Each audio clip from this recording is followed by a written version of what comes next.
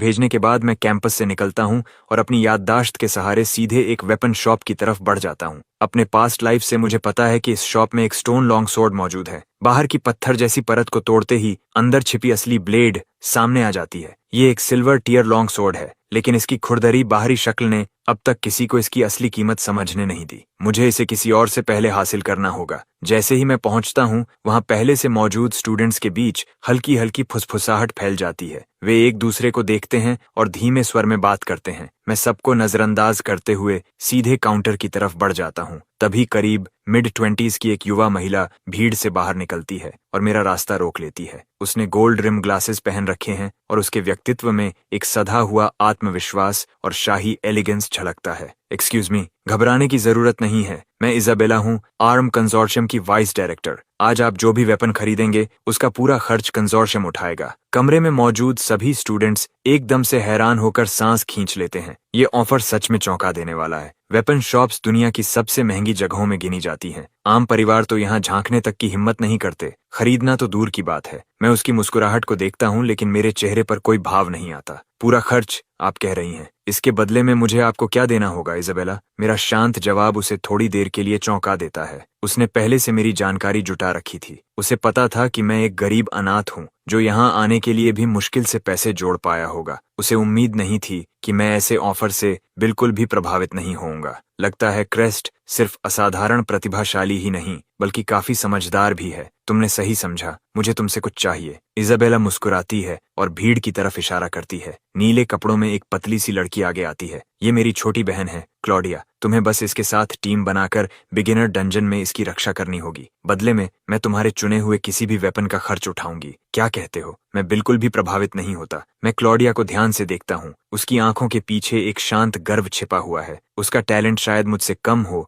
लेकिन उसके पास पैसा है और बहुत ज्यादा है। इस तरह के सौदे मेरे लिए नए नहीं हैं। सिर्फ न्यूली अवेकेंड प्लेयर्स ही बिगिनर डंजन में जा सकते हैं। कोई फैमिली गार्ड या हायर्ड फाइटर उनके साथ अंदर नहीं जा सकता। इसका मतलब है कि ओरम फैमिली की दूसरी बेटी को एक खतरनाक जगह में बिना किसी सुरक्षा के जाना होगा। जाहिर है उसे अपने साथ एक मजबूत फाइटर चाहिए और मैं इसके लिए एकदम सही हूँ। ये सोचकर मेरे चेहरे पर हल्की मुस्कान आ जाती है। मैं अपनी ठुड्डी सहलाता हूँ और जितना हो सके उतना मासूम चेहरा बनाता हूँ। ठीक है फिर, मुझे फ्रॉस्ट फैंग ड्रैगन ब्लेड चाहिए। जैसे ही मैं यह कहता हूँ, इजाबेला की आंखों में हल्का सा बदलाव आता है। उसे बिल्कुल उम्मीद नहीं थी कि मैं इतनी बड़ी मांग रखूंगा। फ्रॉस्ट फैंग ड्रैगन ब्लेड, एक डायमंड टियर वेपन, इस शॉप की सबसे कीमती चीज है, जिसकी कीमत लाखों एडवेंट कॉइन्स में है। उसके जैसी अमीर इंसान के लिए भी इसे तुरंत खरीद पाना आसान नहीं है। उसने सोचा था कि एक सिल्वर टियर वेपन मेरे जैसे साधारण और गरीब स्टूडेंट के लिए काफी होगा। आसपास खड़े स्टूडेंट्स एक दूसरे को हैरानी से देखते हैं। क्या यह सच में गंभीर है? ये बहुत बड़ी मांग है। हाँ, स्टैट्स के हिसाब से ये टॉप न्यू टैलेंट है, लेकिन इसका क्लास सोर्ड चैनलर है, जो शुरुआती स्टेज में काफी कमजोर माना जाता है। ये डायमंड टियर वेपन है और सवाल ये है कि क्या यह इसे इस्तेमाल भी कर पाएगा या नहीं। इजाबेला की आंखों में हल्की सी झुंझलाहट चमकती है। मैंने उसे सबके सामने मुश्किल स्थिति में डाल दिया था। उसका चेहरा सख्त हो जाता है। क्या तुम सच में गंभीर हो? मैं उसकी आंखों में सीधे देखते हुए मासूमियत से सिर हिलाता हूँ। बिल्कुल, इसमें क्या गलत है? मेरा यह व्यवहार उसके अंदर गुस्सा पैदा करता है, लेकिन वह इसे जाहिर नहीं होने देती। एक बिजनेस वुमन के लिए फायदा और नुकसान का संतुलन ही सबसे जरूरी होता है। उसके परिवार के पास पैसा है, लेकिन असीमित नहीं कि वह यूं ही खर्च कर सके। आखिरकार वह हल्की सी सांस छोड़ती है। मुझे माफ करना क्रेस्ट, क्या तुम कुछ और चुन सकते हो? फ्रॉस्ट फैंग ड्रैगन ब्लेड बहुत ज्यादा महंगी है। सच कहूं तो मुझे नहीं लगता कि तुम्हारी मौजूदा ताकत इतनी बड़ी इन्वेस्टमेंट को सही ठहराती है। अगर तुम सिल्वर टियर वेपन चुनो तो मैं खुशी से मान जाऊंगी। वह एक पेशेवर मुस्कान देती है। मैं सिर हिलाता हूँ। मेरी आवाज सीधी और अंतिम होती है। तो फिर रहने दीजिए, या तो वही सोर्ड या कुछ भी नहीं। इजाबेला की भौहें हल्की सिकुड़ जाती हैं। उसकी आंखों में असंतोष की झलक उभरती है। क्या तुम पक्का कह रहे हो? मेरे चेहरे पर कोई बदलाव नहीं आता। बिल्कुल पक्का। उसकी नजर ठंडी हो जाती है। वह हल्का सा सिर हिलाती है। ठीक है फिर क्लॉडिया, चलते हैं। क्लॉडिया मुझे एक संतुलित नजर से देखती है। ये पहली बार है जब उसने अपनी बहन को किसी नेगोशिएशन में पीछे हटते देखा है। इससे उसके मन में मेरे लिए एक अलग ही छाप बनती है। ये क्लासमेट सिर्फ असाधारण टैलेंट वाला नहीं है, इसका दिमाग भी कुछ अलग ही स्तर का है। उनके जाते ही मैं धीरे से सांस छोड़ता हूँ। मेरा कभी इरादा था ही नहीं मानने का, लेकिन सीधा इनकार करने से और दबाव बढ़ जाता। फ्रॉस्ट फैंग ड्रैगन ब्लेड मांगना सबसे आसान तरीका था। उन्हें पीछे हटाने का। वैसे भी मैं डंजन के सबसे खतरनाक जोन में अकेले जाकर हिडन बॉस से लड़ने वाला हूँ। क्लॉडिया को साथ लाना इसे नामुमकिन बना देता। मैं भीड़ को पार करता हूँ और अकेले काउंटर तक पहुंचता हूँ। मैं एक फीमेल अटेंडेंट की तरफ देखता हूँ। मेरे लिए वह स्टोन सोर्ड नीचे उतार दीजिए। अटेंडेंट रुकती है, फिर मेरी उंगली के इशारे का पीछा करती है। वहां दीवार के डिस्प्ले केस के पीछे एक बदसूरत उभरी खाबरी पत्थर की चीज लटकी हुई है जो मुश्किल से लॉन्ग सोर्ड जैसी दिखती है। ये किसी हथियार से ज्यादा अधूरा पत्थर लगता है। इससे किसी को चोट पहुंचाना भी मुश्किल होगा। अटेंडेंट पलक झपकाती है, साफ तौर पर हैरान। क्या आप सच में यही लेना चाहते हैं? मैं सिर हिलाता हूँ। वह हल्की सांस लेकर डिस्प्ले स्क्रीन पर कुछ कमांड्स दबाती है, केस नीचे करती है और स्टोन सोर्ड मुझे थमा देती है। मैं सोर्ड को पकड़कर उसका वजन महसूस करता हूँ। मेरी आंखों में हल्की सुनहरी चमक उभरती है क्योंकि आई ऑफ इनसाइट तुरंत वेपन को स्कैन करता है। Stone husk silver tier F rank dungeon के बीस्ट से गिरा हुआ अंदर सील्ड सिल्वर टियर ब्लेड मौजूद है। अपने पास्ट लाइफ में मैंने एक स्टूडेंट को यही सोर्ड खरीदते देखा था। डंजन के अंदर उसने गलती से पत्थर की परत तोड़ दी और तभी असली ब्लेड सामने आई। तभी मुझे इसका राज पता चला था। बुरा नहीं है। इसकी कीमत क्या है? मैं एक हाथ में सोर्ड पकड़े पूछता हूँ। हमारे मैनेजर की पॉलिसी के अनुसार अवेकनिंग डे पर सभी न्यूली अवेकेंड प्लेयर्स को उनके एट्रीब्यूट रैंक के आधार पर डिस्काउंट मिलता है। जिनके पास 5 स्टार्स या उससे ज्यादा होते हैं उन्हें वेपन्स 50% डिस्काउंट पर मिलते हैं। ये स्टोन सोर्ड सामान्यतः 8000 एडवेंट कॉइन्स की है, लेकिन आपके डिस्काउंट के बाद यह 500 में पड़ेगी। मैं हल्का सा सिर हिलाता हूँ। ये मैं संभाल सकता हूँ। सामान्य सिल्वर टियर वेपन्स की कीमत लगभग 10,000 से शुरू होती है। अगर इसकी पत्थर की परत टूट जाए तो इसकी कीमत कम से कम 10 गुना हो जाएगी और इस वक्त मेरी पूरी बचत भी 500 कॉइन्स ही है। ट्रांजैक्शन पूरा होता है और सोर्ड मेरी हो जाती है। आपकी खरीदारी के लिए धन्यवाद। अटेंडेंट हल्का झुककर मुस्कुराती है, एक अभ्यास की हुई मुस्कान जो आंखों तक नहीं पहुंचती। आसपास खड़े स्टूडेंट्स हैरान रह जाते हैं। क्या यह पागल हो गया है? सस्ता है, लेकिन क्या इससे कुछ मारा जा सकता है? यह खरीदना तो आत्महत्या जैसा है। लेकिन भीड़ में एक चश्मा पहने स्टूडेंट सोच में पड़ जाता है। डंजन में स्टोन वेपन्स अक्सर गिरते हैं, लेकिन वे आमतौर पर बेकार होते हैं, एक ही वार में टूट जाते हैं। हालांकि बहुत ही कम संभावना होती है कि कोई स्टोन वेपन असल में सील्ड ब्लेड हो। क्या यह उसी पर दांव लगा रहा है? उसके शब्द भीड़ को शांत नहीं करते, बल्कि और मजाक उड़ाने का कारण बनते हैं। मेरे पिता ब्लैक स्मिथ हैं।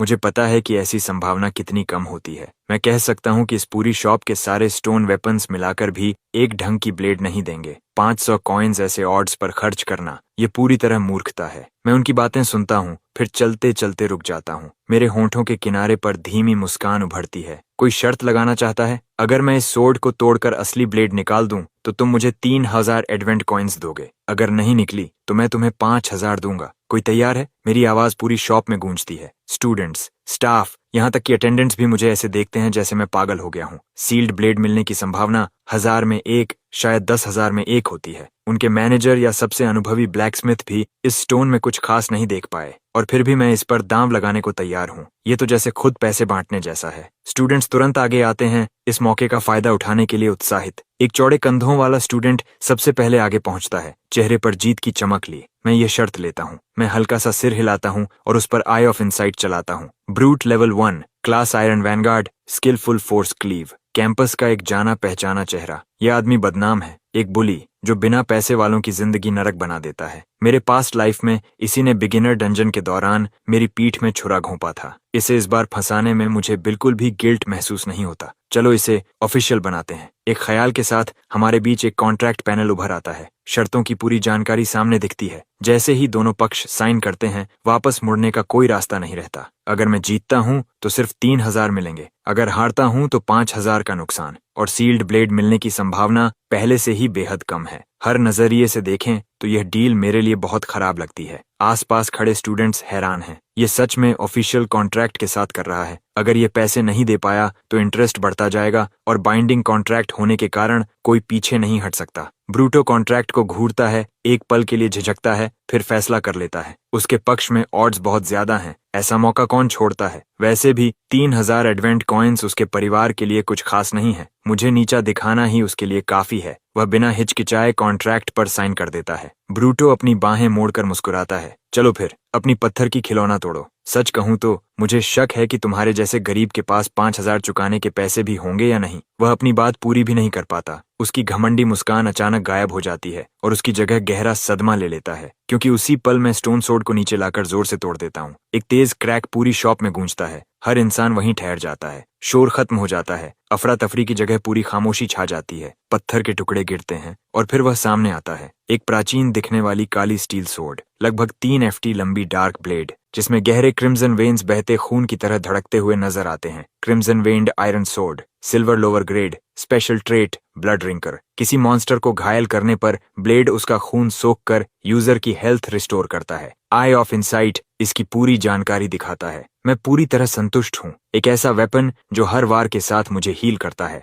जैसे हर लड़ाई में मेरे साथ एक पर्सनल मेडिक हो। आसपास खड़े सभी लोग जैसे बिजली गिरने से जड़ हो गए हों। लंबी खामोशी के बाद एक स्टूडेंट बोल पाता है। इसने सच में सील्ड ब्लेड निकाल ली और दिखने से यह कम से कम सिल्वर टीयर है। ब्रूटो का चेहरा इसे देखते ही पीला पड़ जाता है। वह अनजाने में एक कदम पीछे हटता है, समझ ही नहीं पाता कि क्या हुआ। यह नामुमकिन है। वह लंबे और भारी विराम के बाद बोलता है। उसने सोचा था कि यह उसका जीतने का पल होगा, लेकिन वह पूरी तरह खेला जा चुका है। मैं शांत चेहरा बनाए रखता हूँ और उसकी तरफ हाथ बढ़ाता हूँ, जैसे यह परिणाम पहले से तय था। पैसे दो ब्रूटो। वह दांत पीसता है और मुश्किल से बोलता है, लकी ब्रेक। फिर वह अपने अकाउंट से 3,000 एडवेंट कॉइन्स मेरे अकाउंट में ट्रांसफर कर देता है। इससे बचने का कोई रास्ता नहीं है। एक साइंड कॉन्ट्रैक्ट इस दुनिया में कानून के बराबर होता है। सबसे ताकतवर लोग भी इसे तोड़ नहीं सकते। पेमेंट मिस करने पर इंटरेस्ट हर सेकंड बढ़ता है। उसके पास अभी देने के अलावा कोई विकल्प नहीं। मैं वेपन शॉप से आराम से बाहर निकलता हूँ। मेरा चेहरा उतना ही शांत है जितना पहले था। ब्रूट मुझे जाते हुए देखता है। उसका चेहरा गुस्से और शर्म के बीच बदलता रहता है,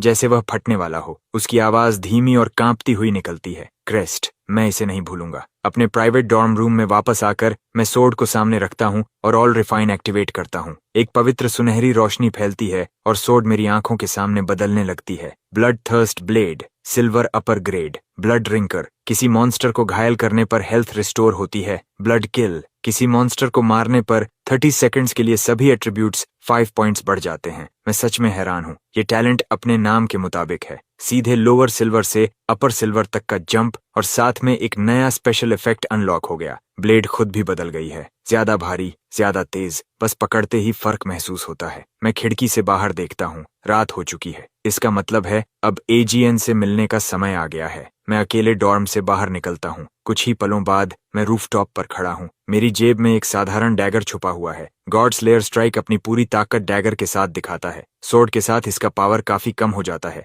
मैं आग्ना को अपने सबसे ताकतवर मूव से खत्म करने वाला हूँ। क्रेस्ट, क्या तुम्हें सच में इतनी सुनसान जगह चुननी थी? आग्ना एक स्लीक ब्लैक ड्रेस में आती है। उसकी बेचैनी मुश्किल से छिप रही है। मैंने कहा था कि मैंने अपना मन बदल लिया है, लेकिन पहले मैं तुम्हें एक ट्रायल पीरियड से गुजरने दूंगी, फिर फैसला करूंगी। सब कुछ इस पर निर्भर करेगा कि तुम कैसा परफॉर्म करते हो। वह धीमी चालाक मुस्कान के साथ बात खत्म करती है। मैं अंदर ही अंदर ठंडा हंसता हूँ। ट्रायल पीरियड, असल में इसका मतलब है मुझे एक आज्ञाकारी नौकर की तरह इस्तेमाल करना, दिन रात डंजन में लड़ना और फिर ज्यादातर रिवॉर्ड्स उसे दे देना। अब पीछे मुड़कर देखता हूँ तो मैं पूरी तरह बेवकूफ था। मैंने अपनी कमाई का लगभग सब कुछ उसे दे दिया था।